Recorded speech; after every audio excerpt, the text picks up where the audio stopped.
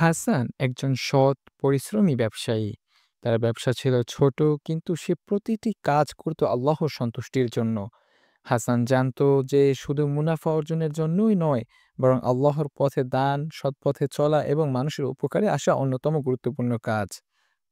আজ আমরা শুনব হাসানের জীবনের এক গল্প, যেখানে সৎ পথে থাকার ফলস্বরূপ তার জীবনে কী পরিবর্তন আসে।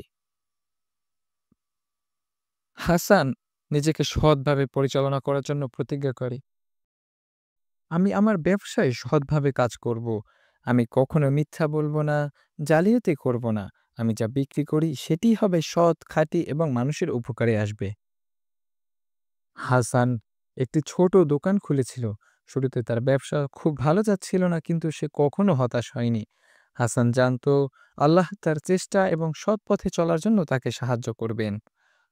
একদিন হাসানকে একটি বড় চ্যালেঞ্জের সম্মুখীন হতে হলো। একজন গ্রাহক তার কাছে সস্তা দামে পণ্য কিনতে চেয়েছিল। এই সুযোগটি যদি সে গ্রহণ করত, তবে তার ব্যবসা অনেক লাভজনক হতো। কিন্তু সে জানতো যে এর ফলে তার ঈমান নষ্ট হবে। আমি যদি এই মিথ্যা পণ্য বিক্রি করি তাহলে হয়তো কিছু টাকা উপার্জন হবে, কিন্তু আল্লাহ আমাকে এর প্রতিফল দিবে। আমি জানি সৎ পথে চললে আল্লাহ আমার ব্যবসা ধীরে ধীরে সফল করবেন। হাসান ভাই, আপনি যদি এই পণ্য সস্তায় দেন তো আপনার লাভ হবে অনেক। ভাই, আমি আল্লাহর রাস্তায় চলি। আমি মিথ্যা বিক্রি করতে পারবো না। আপনি যে পণ্য চাচ্ছেন সেটি আসল না। আমি আসল পণ্যও বিক্রি করব। গ্রাহক হতাশ হয়ে চলে যায়, কিন্তু হাসান নিশ্চিত ছিল যে তার সিদ্ধান্ত সঠিক ছিল।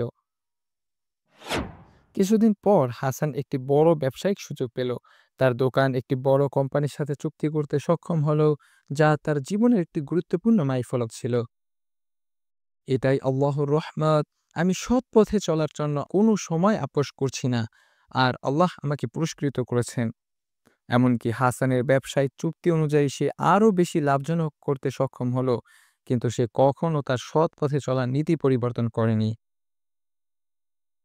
হাসান সৎ ব্যবসায়ী হিসাবে খ্যাতি অর্জন করতে থাকে। তার পণ্যগুলো মানুষের মাঝে জনপ্রিয় হয়, কারণ সে প্রতিটি পণ্যেই খাঁটি এবং সৎভাবে ব্যবসা করত। হাসান ভাই, আমি জানি আপনি সৎ মানুষ, তাই আমি আপনার থেকে জিনিস কিনি। আপনার পণ্য সবসময় ভালো। আমি আমার সৎ কাজের জন্য আল্লাহর প্রতি কৃতজ্ঞ। আমি চাই যে আপনারা সবাই আমার ব্যবসা থেকে উপকৃত হন।